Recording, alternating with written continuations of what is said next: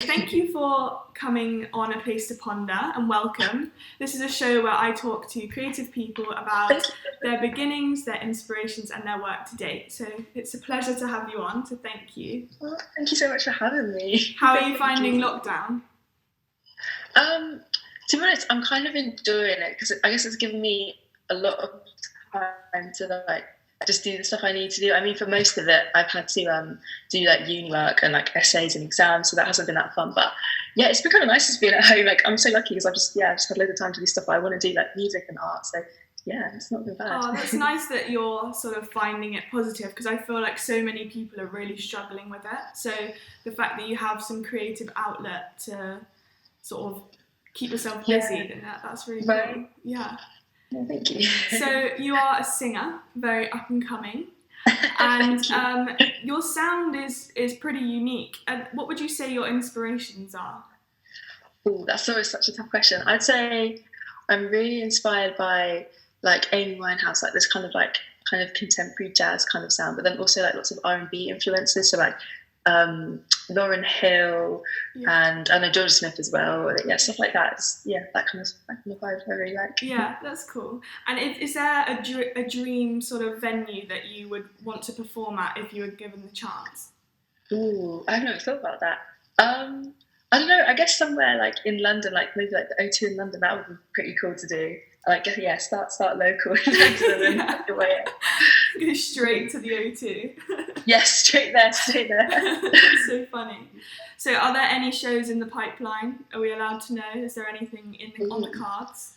Well, this summer I was meant to do a couple of shows. It's around, so I got invited to Brighton Uni to do a show, but obviously that got cancelled because of COVID. So I don't think at the moment I've got anything lined up directly, but hopefully, I'm talking to lots of producers and managers and stuff like that. So there'll be some stuff soon. That's so exciting. Well, you have to let me know when you perform because I'd love to come and watch you. Oh, thank you so much. Yeah, I definitely will. Yeah, I remember because me and Jessy were at school together. We used to make music in the little music rooms. You with your ukulele. I was so keen and so bad, but I tried. Yeah, that was so fun. That was actually the best. So funny, yeah. So you have been making music for quite a while and releasing snippets of tracks and then fully formed songs. Is there an EP that you're working towards or an album? Are you starting to collect your work and curate a body of work that you're hoping to release? Yeah, definitely. I would say right now, for a while actually, I've been trying to put together an EP. So I've been writing loads for it. So I pretty much got all the songs written. It's just kind of finding time to record them and produce them because I produce pretty much everything myself and record it all myself. So yeah, it's just finding the time to do that, and it hasn't been easy, I guess, with exams from uni and stuff. But yeah, got a little EP coming. So yeah, keep the eyes peeled. That's so exciting. So how do you record your things? Do you have all the equipment? Is there a special room in your house that you have dedicated to recording music? Basically, I just use my bedroom, and I got this little mic from Amazon. It's not a particularly expensive one. Before, I was just using my phone and my headphones, which isn't the best. So yeah, I couldn't really do that much of it. But yeah, I got this little microphone, and I've got my guitar. I think I found a little keyboard or something. So yeah, it's all good. It's all in my bedroom. That's so cool because I remember I was watching an interview with Billie Eilish and her brother Phineas, and I love how how big she is, they still record sort of on the go. They're not always in a studio, and they said that they sometimes find that the studio limits the creativity, whereas when you're sort of in your own surroundings, you can create better. Do you find that being in your own home, it helps? For sure, I definitely agree with that because I know for me, because I don't really have I've never really been in the studio, I've never recorded in the studio, so it's kind of an intimidating atmosphere. So if you're just in your room or I don't know, a room in your house that you've got your own posters, all of your own stuff in it, it's just so much more comfortable. I feel when you're comfortable, you can be so much more creative and you can explore and experiment so much more than if you're in a room, you're oh my god, what's going on kind of thing. But yeah. Have you ever experienced working alongside people to write your music, or has it always been you on your own? And have you experienced being in the studio with people? So I would say I've tried. I remember with a friend, we kind of tried to write a song. We just had a day. We're okay, let's write a song. And I found it really difficult because he had a very different kind of like writing style to me, and so I was kind of like trying to match what he was doing, but it was really hard. But I haven't really written with anyone else. That's something I've been like meaning to do. I was going to do this again this summer, but obviously everything got put off by COVID, so it's a bit annoying. But I haven't been in the studio either with anyone yet. So that's another thing that I'm kind of waiting to do, just like waiting to really get started. But, I'm sure. Yeah, I bet that's such an exciting sort of thing to look forward to. Yeah. But I can totally relate to the feeling of when you are like, right, today we're going to do this, and then nothing happens. It's sort of a curation of so many different elements to create a piece of work. For me, I'm not a singer, but I've done dance choreography and things, and it's the same thing. That on the days when I decide, right, today I'm going to make a dance, it never happens. It's just you need to let your body. Yeah, you just gotta let it flow, I guess. You can put it like that. So you took part in the I Saw It First competition, and you won. I did. Which is I can't believe it. Amazing. Like, congratulations. It's so cool. When I saw you put your little hashtags and things on the video, I was like, she's going to win it. And you did. Because thank you so much. Watching the people that did it, they were all amazing, but the way you sound is like no one else. And I think that is just so like special in a time when it's so hard to be. I think nowadays it's so hard to be yourself and find something unique, because everyone's doing something and doing it well, and so finding your own sound, I can imagine, is quite challenging. So I just think that's amazing. So I was wondering, could you explain the process and how it all came around, and the different stages and things like that? Yeah, of course. So the first thing I saw, someone tagged me, and it was on Instagram, and it was like the advertising for the competition, like, hey, if you want to, take part in this competition, just tag us below. And I was like, oh, okay, I'll tag them. I probably won't get chosen because I'm not sure I'm what they're looking for. So I tagged them in the video, and then I got a message pretty much straight away. And they're like, oh, we really like this. Like, send me your email, send me your details. Sounds cool. And then maybe like a couple of weeks later, they announced that the final 21 people had been. Oh, sorry, that was what I was saying. So they announced like the next stage finalists. So there was 21 of us, and then we all got like our own video shoot. And for me, that was like so scary because I'd never done anything like that. And all the other girls had like quite a lot of experience. Like they had managers and they had PR and they had like quite a big Instagram following. And then I was just like on my own, and I was like, oh my god, this is so scary. But so we did shot the video. It was really nice. Everyone there was so supportive. And then so then the voting started. So we had to get everyone to vote whose like the best video was. And I guess I got voted the best, which is really cool. And then it was such like a weird journey. Like it seemed like it took so long, but at the same time it was really, really short. It was crazy. I really didn't expect to win at all. No, that's so cool. I think also watching your video, because I watched quite a few of them, I was just quite intrigued to see, I guess, who your competition was. And I think almost maybe the fact that you were, I don't want to say naive, but naive to that world of managers and video shoots and things like that. I think it was really, again, it created sort of a unique element to your video. Like you could tell when you were there that you were just so in your music, and I think that's a really nice thing to see. I think often people can do too much with videos. So I thought that was like a really nice like way to do it. And how did that day go? Like, was there sort of people styling you and things like that? Oh yeah, so I completely missed all that out. But so we got to the studio in London, like this big like music video studio, I guess. And they were like, right, okay, come here, sit down. We'll do your clothes. So they picked out like this outfit for me. I was like, wait, this is pretty cool. Like, so they picked out this whole outfit. And they're like, okay, let's change this. They had like a seamstress on site, and she kind of like changed the clothes to like fit you just right, which is really cool. They're like, okay, let's take you to hair and makeup. And so we're in this little like room, and they were just like, having like 5 hands on my face doing this and that, which is so strange. And so like not overwhelming in a bad way, but kind of like, wow, like I wasn't expecting any of it. And then we had like this little session with the choreographer, and she kind of just like she was the best. She kind of sat us down, because I was feeling quite nervous. I'm She was like, sure. okay, tell me what you want to do. Yeah, she was like, tell me what you want to do in a video, and like we can help you, like what movement are you going to do?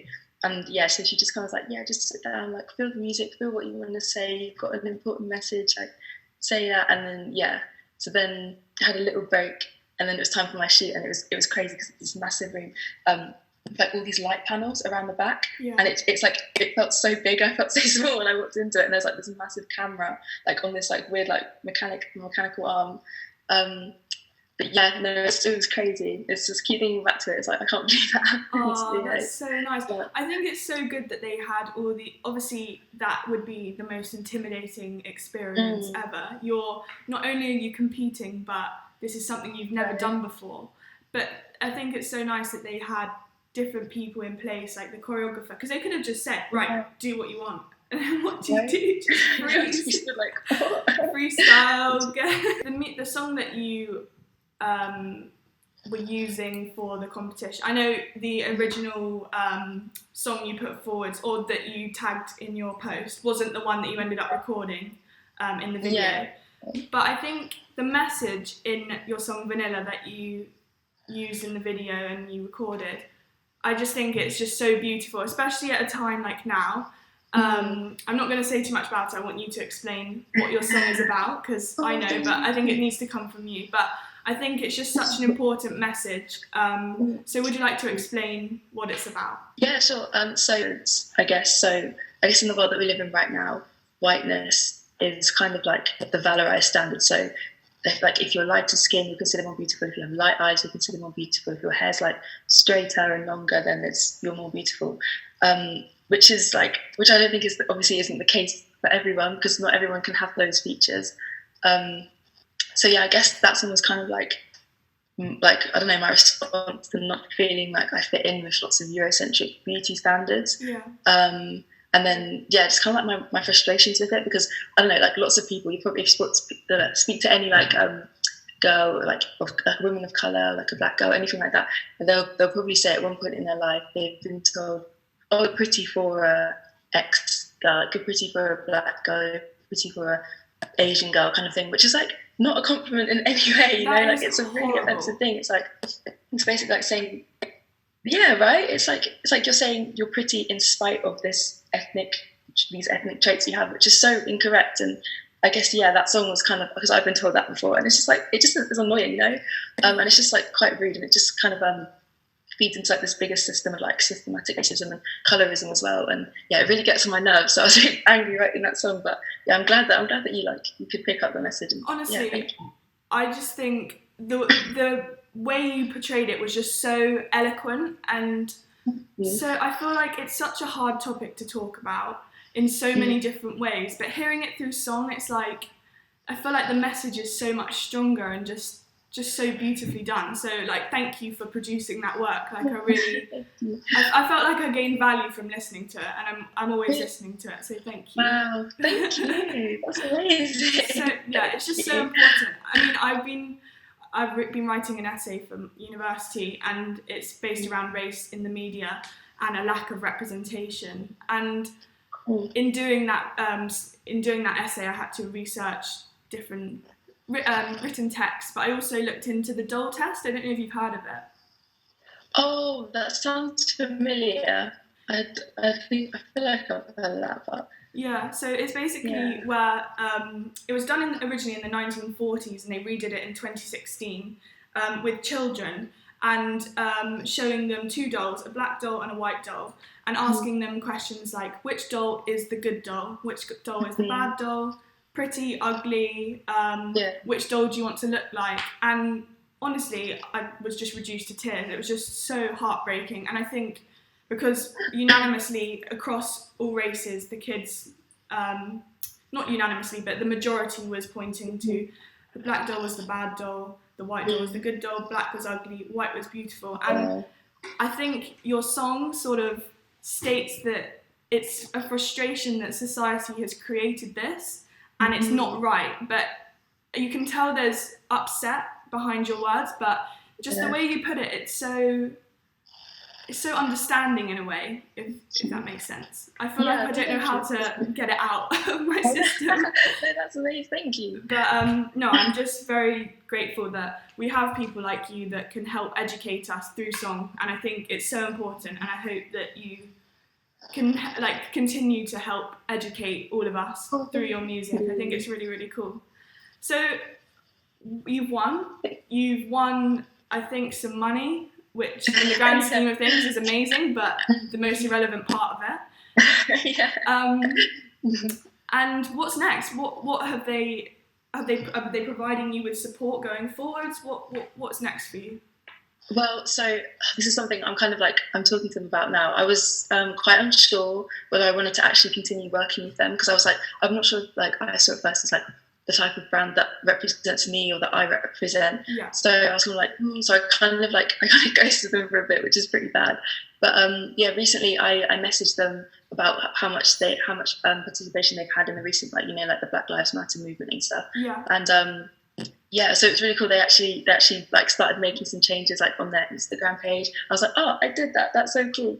And so currently I'm kind of talking to them about because I've been making the t-shirts and stuff, and they thought that was a really cool thing. So I don't know, but I'm going to kind of talk to them about if they can help me do that to raise more money. Mm-hmm. But also I'm going to talk to them more about inclusivity, so hiring models that are black but not just light skin, dark skin models, LGBTQ plus models, plus size models, rather than just a cardboard cutout of the same person, if that makes sense. Because seeing people who look like you, or seeing lots of different people who are like you, have the same identity traits as you, is really important in higher places. So whether that's teachers, models, lawyers, politicians. So I think a good way to start, especially in the beauty industry, is having models of all varieties, not just the same. So that's kind of what I'm currently working on now. That's and then amazing. I'm not really sure how it's going to go, but thank you. And it shows that they really respect you as a person. This is a huge business, and even after you ghosted them or whatever you did, I don't know, but even after all of that, they hear you and they respond to that, and I think it's amazing. And I think people our age need to be the voices to those that maybe have grown up with this ideology in their head that whatever they believe. But I really think it's important that we need to be the voice of change as much as we can. And so the fact that you're not just thinking about the music and the deal and the contract, but the fact that you even thought, do they represent me enough? I think that's just so incredible. I think it's really, really cool. On to the t-shirts. You have been painting corsets and t-shirts to raise money for the NHS. Yeah, so I've been raising money for NHS and key worker supporting charities, but also the Black Lives Matter movement and GoFundMe's for George Floyd and Breonna Taylor and Betty Majinga. Okay, so how? So how did the idea come about? What inspired you to get going, and how did you choose the artwork to put on the front of the t-shirts? Can you just explain a bit? Yeah, sure. So, it started off, I saw this Supreme t-shirt, and it was a Supreme and basket collab, and I was like, that's so hard. I really wanted it, but I did not have the money for that t-shirt. It's so expensive. Yeah, it's too expensive. Yeah, it's too expensive, right? And I just thought, I could probably do that myself if I just got some fabric paint on one of my t-shirts. And I had a couple of these plain corsets lying around, and I just thought, that could actually be quite cool if I did it on there. So yeah, it started off me just wanting to have a top that I couldn't afford. Then a couple of people were like, oh, I really like this. Could you make one for me? And I was like, oh yeah, sure. And I thought right now is probably a really good time to raise some money, because the thing is I'm really rich. I'm so lucky. I have everything I need. Yeah. And so many people that don't have stuff that they need. So yeah, I've just been kind of doing anything people ask me, any Basquiat pictures that they like, and I just put them on a t-shirt. It's so cool. How long does it take you to paint each one? It's kind of hard to say, because some designs can take maybe an hour each, which I know it doesn't sound that long, but when you've got 60 days, that is a lot of time. It's a lot of time. But yeah, some of them are I'm getting a bit quicker at them, so some of them maybe only take half an hour now. But yeah, it takes quite a lot of time. And to be doing that alongside uni work and trying to create a career in music or whatever you want to do, it's just so inspiring that Thank you. That you have taken the time to do such a amazing thing for such an important cause, and I'm sure it's not going to go unrecognised. So yeah, I think it's really cool. And the particular design you chose in the beginning, was there any relevance to that, or did you just like the way it looked? Yeah, to be honest, I wish I could say there was like more of a story behind it, but I really like the colours of it. And yeah, I think I actually have like a little poster of that one, so I just had it on my wall and I was like, oh, that's quite cute. I'll put it on my top. It's very intricate. There's a lot of detail that goes into it.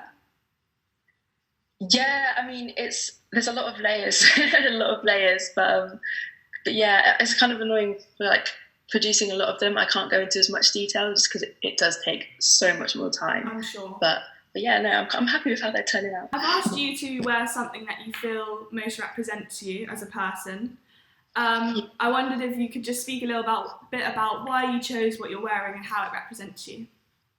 Yeah, sure. So I'll move my camera back. So basically, I'm wearing one of the tops I made. I don't know, so my camera's so bad you can't really see it. No, we can. It's perfect. Okay, cool. So yeah, this one is about like the NHS, how it's underfunded, like overloaded system. I actually wore this to the protest yesterday. Amazing. And so I'll move back. I'm just wearing some like baggy jeans. I just love comfortable baggy jeans, you know, like wide leg. But yeah, just my little chain belt. They're a bit big, so I have to like customize the buttons. But yeah, so nice. Just because it's like it's creative, it's a bit colourful. It's also comfortable, which is also important, I think. A key thing. But yeah, I like wearing stuff that I've made, and like you don't mind me. Yeah, no, promoting your art, it's great. And are there any people that inspire you in fashion that you look up to and that you like their fashion, I guess? I would definitely say Rihanna. I feel like everyone would say Rihanna because she's just an incredible woman, like full stop. And the fact that she's created a whole brand and makeup brand and everything is just so inspiring. I would say right now I'm not exactly sure who else I would say because I'm trying to look into designers that are a bit more like not undercover, but like I'm trying to look for more like up and coming like, young black artists and young black designers, and you know what I mean, just to try and branch out and like decolonize like my fashion view, I guess. Yeah, it's so hard. Like it is so hard because in within the protests and people posting things on social media with educating articles and things like that, I've really had to sort of take a step back and think about the brands that I'm supporting because I personally don't have a lot of money, but then equally I can't be spending thousands of pounds on an outfit, but then equally I don't want to be funding companies that are treating people badly or underrepresenting certain races, and I think it's hard to make the change, especially when you do feel so limited with your financial situation. I feel that. But I think the first stage is just becoming aware of the ins and outs of the companies that you are putting money into, and then when you can and you feel ready to making the changes. Yeah, I completely agree with that. And I think one thing as well to always look out for is with a lot of like fast fashion brands, they always steal designs, and they're pretty much always stolen from like underrepresented BAME like artists and designers, which is such a shame, like taking away all the credit and all the artistic like value. Do you know what I mean? But yeah, no, I think that's exactly spot on what you said. Like doing the research behind the brands and then like gradually make, because it doesn't have to be like straight away. It's like more of a gradual change, and that's for sure. Yeah, so are there any up and coming designers that you have found along your way and you'd like to sort of shed some light to everyone to go and have a look? I'm trying to think off the top of my head. I know, sorry, I know that's such a... No, it's fine. You know, I can send you some Instagram pages later if you want. I'll just have a look through my following and I can send you. But yeah, the thing is, there's so many to choose from, and they're all like incredible and so hardworking. But yeah, I'll definitely. Sorry.